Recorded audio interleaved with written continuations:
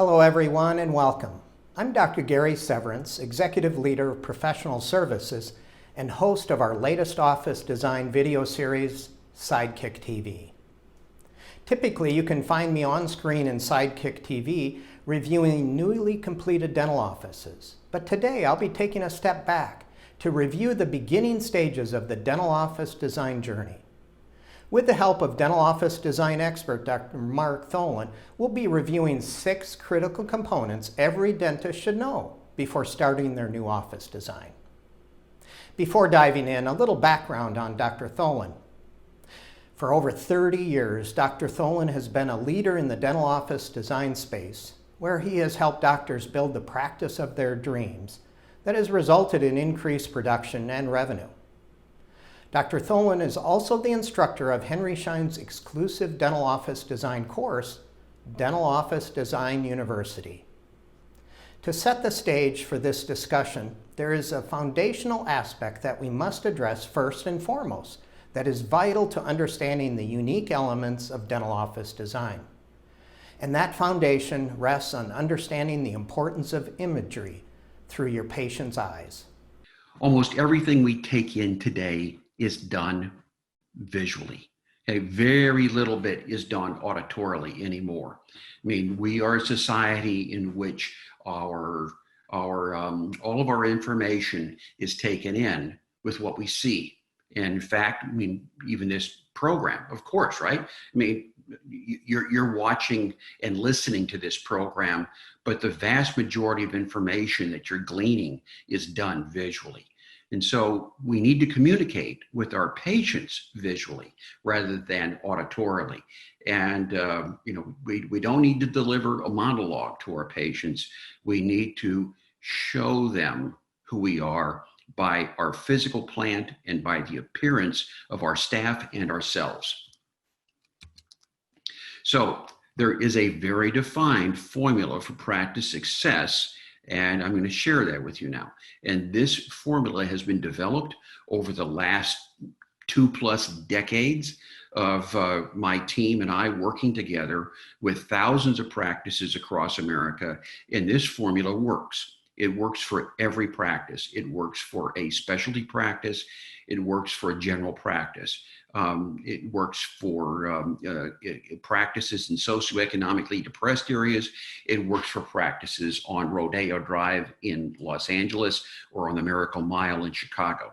It works with single doctor practices. It works with multi-doctor practices. So this always works. And first of all, we have to have an office that has great functionality.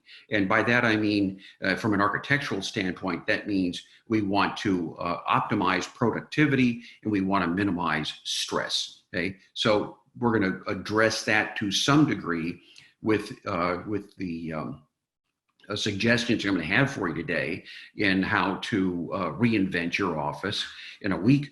But we're mostly going to focus on image. Okay, image in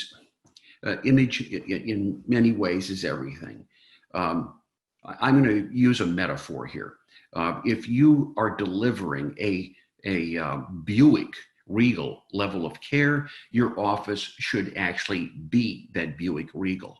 If you're delivering a Kia Soul level of care, your office should be that Kia Soul. If you're delivering a Mercedes-Benz S550 level of care, your office should be that Mercedes-Benz S550. So we need to match the image to the level of care we're providing or proposing to our patients. It's critical. And then we're going to take some money, we're going to put it toward the functionality of our office and toward the image of our office, and it's going to yield a level of success. Okay. Now, I purposely wrote a big F here with a $sign and a small I. Okay. Most of the dollars required to do this are in the infrastructure of the office, and relatively few dollars are dedicated toward the image. And that's what I'm talking about. Okay, where I'm talking about using this smaller dollar amount, the image. Okay, so we're going to take the image component of this formula, and we're going to use it to incrementally improve our practices and our productivity, and also just give our practices a fresh look. Again, we're reinventing the practice with some minor changes that make a major impact on our patient base. So here's how we're going to be successful. When our office environment is consistent and congruent with the level of treatment we're proposing to our patients, we will be successful. Okay, and that's critical. So what I'm talking about is having an image that is consistent and congruent with the care that you're proposing to your patients. And in case you didn't get the message, this is not consistent nor congruent. Okay, we're not going to put a limo in front of a trailer. Okay? That doesn't work, does it? Okay, so consistency is key. So how do we actually go about rejuvenating or reinventing our practice? Well, there are three elements to it. One is furniture and finishes. How can we change? How can we amend? How can we upgrade our furniture and our finishes? In other words, the wall coverings or painting on our wall, the carpet, and other accessories like pictures on the wall, that type of thing. Also, purposeful lighting, and purposeful and intentional lighting. In other words, lighting that is accomplishing a very specific task for us. Perhaps it's going to be illuminating the technology in our office. Perhaps it's illuminating very specific things we want the patient's eye to go to. So we're going to be talking about lighting today. We're going to be talking about furniture and finishes today. And then we'll be talking about, my only comment about equipment and technology, we're really not going to address that today. I'm just going to say that if you're interested in upgrading your equipment and technology, and especially the technology, because your younger patient base is going to be very, very critical of the types of technology that you're using. And they're going to be looking to see how digital the office is. And I would just say at this point, most of us, if not all of us, should just about be totally digital. Now that we've established the foundational element of understanding dental office design, we can begin discussing the 6 critical components every doctor should know before building or remodeling their office. First, we'll start out with location. There are architectural considerations that are common to all specialties. So we're going to begin with this common denominator that of some elements that we're going to be discussing that are ubiquitous to all of the specialties. And most startups are going to be in lease spaces. So let's examine what's most important in the architectural evaluation of a lease space. We're going to begin with talking about the size and the shape of the space footprint. In general, we want to have 500 square feet of office space per operatory or per dental chair. And we want the space shape to be as close to a square as possible. The more irregular the shape, the more unusual elements in the shape of the footprint, the more difficult it's going to be to create a highly productive floor plan.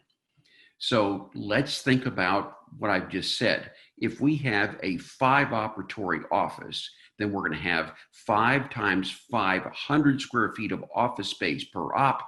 That means we need 2,500 square feet of space in order to adequately size and place all elements of the office in order to optimize our production and to minimize our stress. And the closer we are to a square in the shape of that footprint, the better off we are in being able to ensure ourselves that we can indeed create a highly effective floor plan that will result in the optimization of production. Another element we need to think about is parking. Parking in a lease space building, generally the landlord and the building is going to allocate 3 parking spaces per 1,000 square feet of office space. That's going to be wholly inadequate for you, especially if you're in a medical and dental office building. And so we want to have a minimum of 5 parking spaces per 1,000 square feet of office space that you're renting. That will generally ensure enough space for your patients and your staff to be parking in the facility. Another item that we have to think about is utilities, and especially the electrical service. Now, in the average dental office, we're going to need somewhere between 400 and 500 amps of power. So you want to make sure that indeed that amount of power can be delivered to your lease space. Also, the location is very important. And now I'm not going to talk about exactly where do you go. That's a whole nother conversation. But in terms of the style of the building, that's our focus right now. We want to be in a Class A facility. In other words, think of where banks go.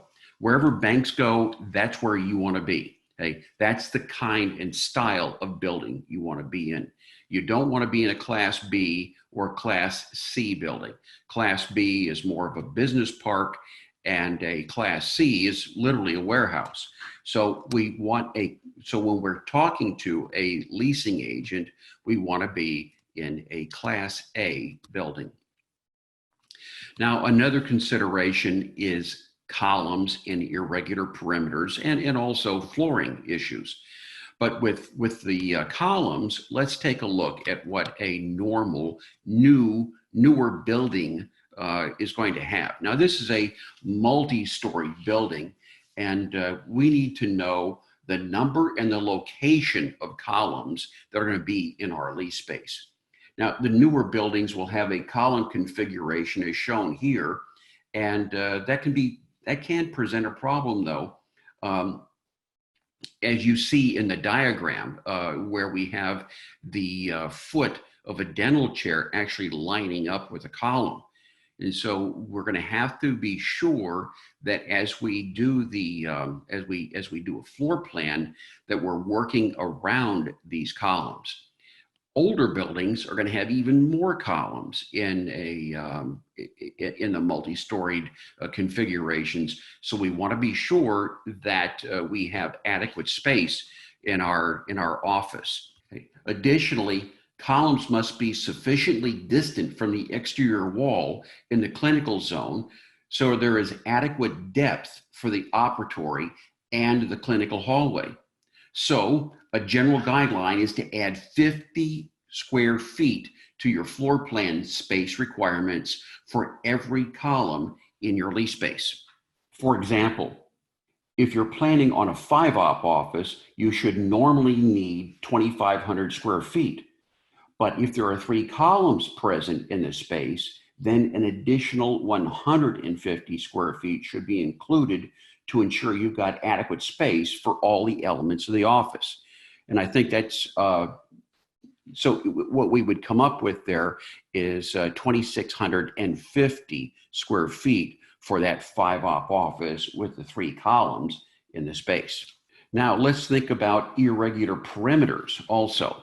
Here we have a perimeter of a dental office that has a highly irregular perimeter. And you can see if we're going to put all the dental chairs equidistant from the wall, we're going to have a very staggered configuration. And so we're not going to do that. Obviously, all the ops are going to be exactly the same. They're going to be lined up on a treatment hallway. And so we're going to sacrifice some space. And so as a result, we need to add 50 to 75 square feet to our space requirements per irregularity. So let's take a look at that. Here we have 1, 2, 3, 4, 5, 6, 7 irregular spaces. And so we're going to add 7 times 50. Let's just use 50. That's going to be 350 square feet. And if we have a 5-op office, we needed 2,500 square feet to begin with. So now we need 2,850 square feet in order to adequately place and size all of the rooms and the spaces in this office.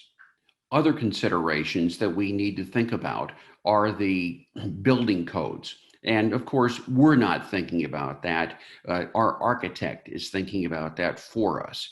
And so, but we have to have not just a floor plan, but an entire architectural plan that complies and comports with all the local building codes, especially the fire code. For example, a fire code is going to demand that we have an auxiliary exit. In other words, an exit that is in a specific location in the office that is separate and apart from the patient entrance. And we're also going to have a certain type of building materials are going to have to be used in certain offices. And we're also going to have a sprinkled office in some instances. So there are lots of considerations because we do indeed want to be able to build the office. And if we don't have an office that complies with all the building codes, then we can't get a permit. If you can't get a permit, then the general contractor cannot build the building. So we want to be sure that we're complying with all code. Signage availability would be nice. You want your patients to know where you are. And then, of course, you have to consider the lease rate and the terms. Now, this is actually a big topic to be discussed, but I'm going to make it a very short, succinct answer. You are not a leasing agent. You don't understand how to negotiate a lease with a landlord. For heaven's sakes, get a lease negotiator. Now, you can find them on the internet. Perhaps you can talk to your Schein representative and they know of a local agent, but you need your own leasing agent. They will be worth their weight in gold. They're going to look at all the elements of your lease agreement, and you'll be well served by having a lease negotiator working on your behalf. However, if you are considering purchasing a piece of property, well, that's a little bit different animal. And so we're going to have to be certain that it's adequately sized to support your office, which supports the practice. So as a general rule, we're going to need a piece of property that is 6 times the size of the proposed office to accommodate the setbacks, as you see here in this slide, the building codes, and the parking needs. So let's just go through those numbers for a second. Let's say we're going to do a 5-op office. That means we need a 2,500 square foot building. And if we need a 2,500 square foot building, 6 times that would be 15,000 square feet of land that we're going to need. And if we can, it's great to have the land in a relative square or a squared up rectangle, as you see in this diagram. And then that's going to yield a relatively large buildable area because there's going to be some setbacks, but we want as large a buildable area as possible so we have options about where to put the building on the property. Your patient's experience with your practice begins before even stepping foot through your front door. How your practice looks on the outside is just as important as how it looks on the inside. Your practice exterior should not be overlooked when it comes to the patient experience.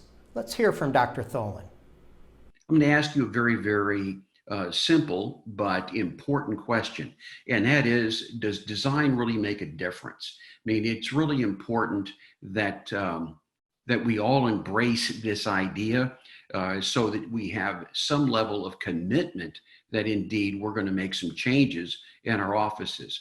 And I think most of us would probably say, yeah, design does make a difference in a dental office and the way the patients react to us when they walk in, especially the brand new patient.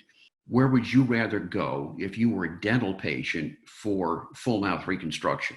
Where would you go if you had a serious dental problem and you recognized you needed someone who really knew their onions, so to speak? Well, it's the same doctor, okay? It's the same doctor in Tennessee. The same doctor moved from the office you see in the corner to the offices you see on the main screen. He underwent a metamorphosis, and the metamorphosis was recognition that if he wants to have a certain type of patient, he needs to look the part and he needs to sound the part in order to get the chance to be the part. Choosing how your dental office will look is not only the most exciting part of building your new office, but also one of the most challenging parts. A dental office must be comprised of two key factors when it comes to the office layout: functionality to enhance productivity and the patient experience. Here is what we don't want on the left. We don't want dark. We don't want narrow. We don't want scary. Okay? We want is an open and illuminated space, as you see on the right. Okay? This space says, come on in, nothing bad happens here. If you'll notice, the illumination allows the patient, illumination invites a patient into a space. Okay? Darkness says, stay out, it's scary. So what we want to do is to be able to have our patients feel not only welcome, but safe. And illumination does that. There are countless ways you can design your practice. When it comes to designing a practice that is tailored to your exact needs for treating patients, having an interior designer on your team is critical. They are experts in understanding space planning, wayfinding, and functionality. Now, an interior designer is not a decorator, okay? A decorator in design, two different things. The image to the left is a result of an interior designer. Okay, decoration is what you see on the right. Okay, and you do not want a decorator. You want a degreed interior designer who has experience with dental offices and dental environments. This next tactic may come as a surprise, but another critical component doctors need to consider in their practice is lighting. This doesn't just apply to the overhead light in the treatment room either. How your practice is lit can change the entire dynamic of the space, either positively or negatively for your patients. Dr. Tholen, what are your recommendations about lighting? We need a lighting plan, okay? And so the interior designer or the architect is going to create a lighting plan. It's going to show where every fixture goes and what the fixture is.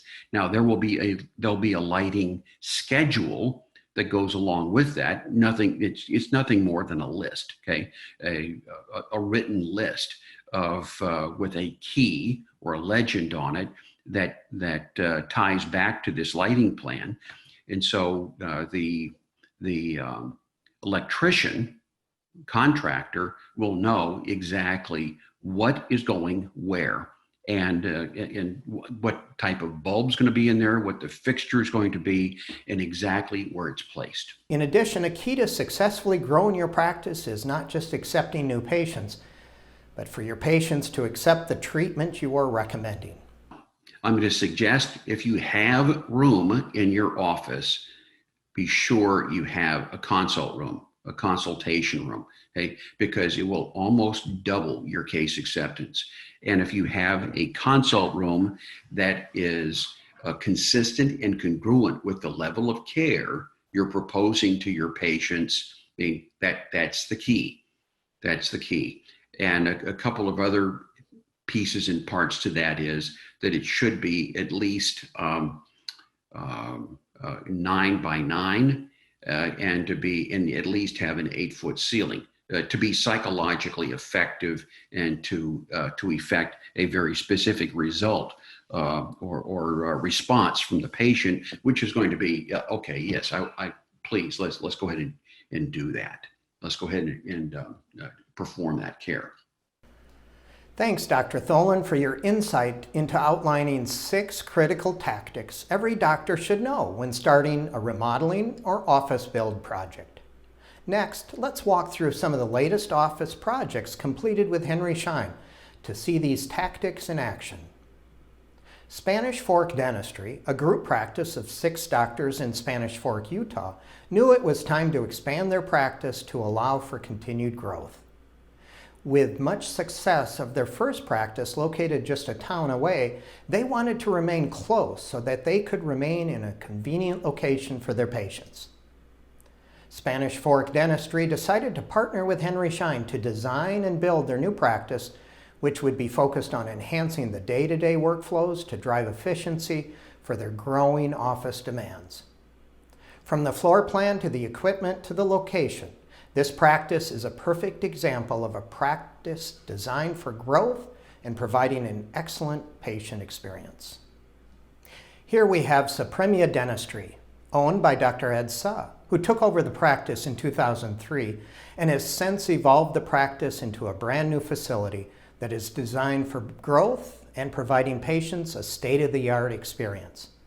Dr. Suh, a 22-year dental veteran, had an office prior that wasn't allowing them to grow. He remodeled that office several times, but realized that if he wanted to meet his growth goals and continue delivering an exceptional patient experience, he would need a new building. Supremia Dentistry was designed by the Integrated Design Studio at Henry Schein, where they assisted Dr. Suh in creating a floor plan that is designed for the projected growth and one that revolves around a positive patient experience. When planning for your new practice or remodeling project, sometimes the unexpected occurs and big decisions must be made.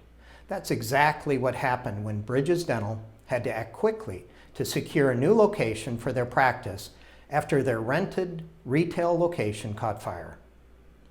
Fortunately, Bridges Dental found the perfect location that overlooked a beautiful, serene pond and provided them the much-needed space to continue the growth of the practice. Dr. Bridges worked closely with the Henry Schein Integrated Design Studio to fast-track her new office design that would allow them to move into their new location quickly and still provide treatment to her patients. And that's just the beginning when it comes to building or remodeling a dental office. As you plan for your next project, consider registering for Henry Schein's new exclusive course, Dental Office Design University, an online course instructed by Dr. Tholen that provides an even deeper dive into each of the concepts we discussed today and so much more. The major benefit of this online course is that you can learn at your own pace with no travel required. You can register today and watch the first module of the course at no charge. The full 13-module course can be purchased for $999, which also includes exclusive bonuses such as the Practice Vision Financial Analysis, design consultation with Dr. Mark Tholen and your Henry Schein representative, and the opportunity to earn more than 9 CE credits along the way. I would like to thank you for your time today, and should you have any questions, please reach out after the webinar and our team will be in touch.